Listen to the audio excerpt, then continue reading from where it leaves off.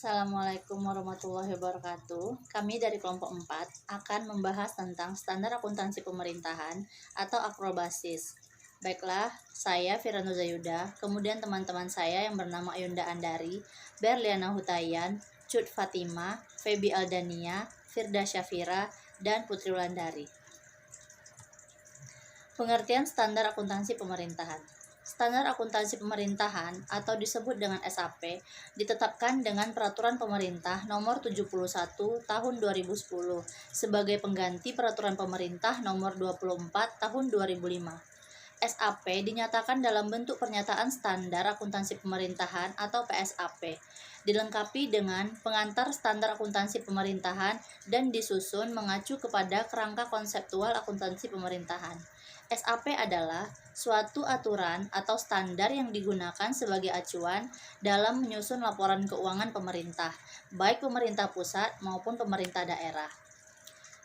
Pengertian basis akrual. Pengertian asas basis akrual adalah basis akuntansi di mana transaksi ekonomi atau peristiwa akuntansi diakui, dicatat, dan disajikan dalam laporan keuangan pada saat terjadinya transaksi tersebut, tanpa memperhatikan waktu kas diterima atau dibayarkan. Pengakuan dan pencatatan transaksi akuntansi pada basis akrual adalah sebagai berikut. Pertama, pendapatan diakui atau dicatat pada saat timbulnya hak dan tidak semata-mata pada saat kas masuk ke kas daerah.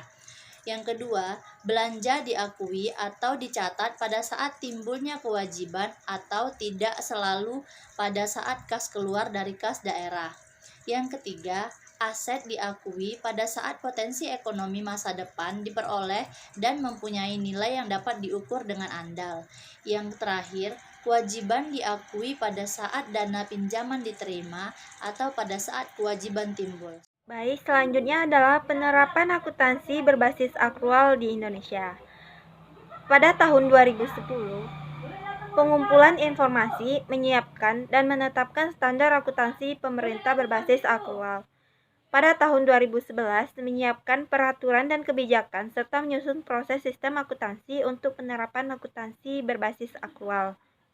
Pada tahun 2012, mengembangkan sistem akuntansi berbasis akrual, melaksanakan training, sosialisasi sistem akuntansi pemerintah, dan mengembangkan sistem informasi akuntansi termasuk aplikasi yang akan digunakan. Pada tahun 2013, melakukan uji coba konsolidasi LK, penyempurnaan sistem, dan penyusunan peraturan yang berkaitan. Pada tahun 2014, konsolidasi laporan LK dengan basis akrual, evaluasi, dan finalisasi sistem yang akan digunakan. Dan yang terakhir, pada tahun 2015, penerapan implementasi penuh akuntansi berbasis akrual di Indonesia dan laporan keuangan yang diberi opini adalah laporan yang berbasis akrual. Dasar hukum akuntansi berbasis akrual yang pertama, Undang-Undang Nomor 17 Tahun 2003 tentang Keuangan Negara. Yang kedua, Undang-Undang Nomor 1 Tahun 2004 tentang Perbendaharaan Negara. Yang ketiga, Pasal 7 Ayat 3 PP No. 71 Tahun 2010 tentang Standar Akuntansi Pemerintah. Yang keempat, Perdagri 64 Tahun 2013 tentang penerapan standar akuntansi pemerintah berbasis akrual pada pemerintah daerah. Selanjutnya tentang perbandingan basis kas menuju akrual dan basis akrual di Indonesia. Basis kas akuntansi menuju akrual.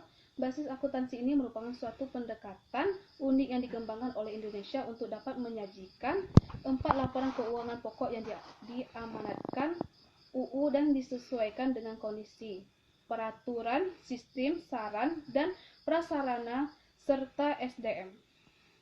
Di Indonesia yang sampai dengan tahun 2004 masih menggunakan pembukuan tradisional berbasis kas, belum menggunakan akuntansi modern, sehingga sangat sulit atau bahkan tidak mungkin bila langsung menerapkan akuntansi modern berbasis akrual. Pilihan basis kas menuju akrual. Yang pertama, dapat menyediakan laporan keuangan sebagaimana diamanatkan undang-undang. Yang kedua, kementerian atau lembaga telah dapat mengimplementasikan relatif cukup baik. Dan yang ketiga, telah menyediakan informasi akrual walaupun secara periodik dan dengan usaha-usaha tambahan yang tidak berdasarkan sistem. Kekurangan basis kas menuju akrual yang pertama, belum memperlihatkan kinerja pemerintah secara keseluruhan atau hanya fokus pada sumber daya keuangan berupa kas, financial asset. Yang kedua, tidak menggambarkan beban keuangan yang sesungguhnya, karena beban yang diakrualkan misalnya beban penyusutan, beban penyisian piutang tak tertagih, dan beban yang terutang lainnya, tidak diinformasikan dalam laporan realisasi anggaran maupun laporan lainnya.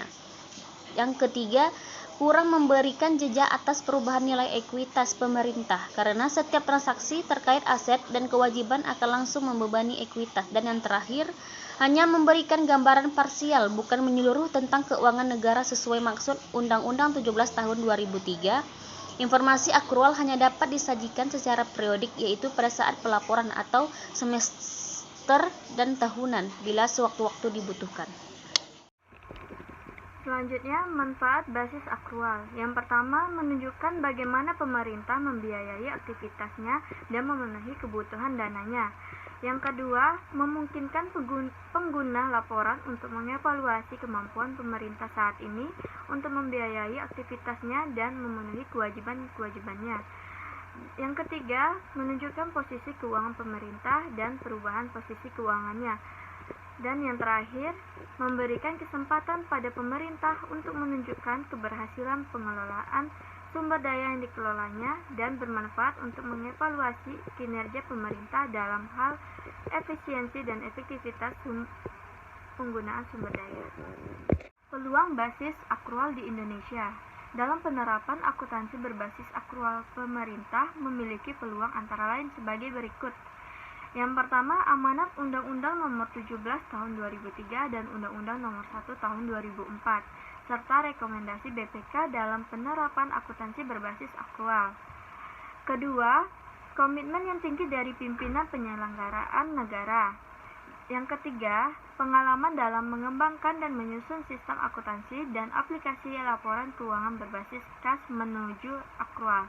Yang keempat, pengalaman dalam menyiapkan SDM bidang akuntansi dan pelaporan keuangan melalui program percepatan akuntabilitas keuangan pemerintah atau disebut PPAKP. Yang kelima, tersedianya SDM dalam jumlah yang cukup yang memahami akuntansi berbasis kas menuju akrual. Yang keenam, tersedianya lulusan STAN dan lulusan perguruan tinggi lainnya di Indonesia yang dapat direkrut sebagai SDM bidang akuntansi dan pelaporan keuangan. Dan yang terakhir, pengalaman Kementerian Keuangan dalam pembinaan dan penyebarluasan bidang akuntansi dan keuangan kepada seluruh kementerian negara atau lembaga. Tantangan basis akrual di Indonesia. Menurut Simanjuntak 2010, beberapa tantangan penerapan akuntansi berbasis akrual di pemerintah Indonesia adalah sebagai berikut. Yang pertama, sistem akuntansi information teknologi IT. Basic sistem adanya kompleksitas implementasi akuntansi berbasis akrual. Dapat dipastikan bahwa penerapan akuntansi berbasis akrual di lingkungan pemerintahan memerlukan sistem akuntansi dan IT basic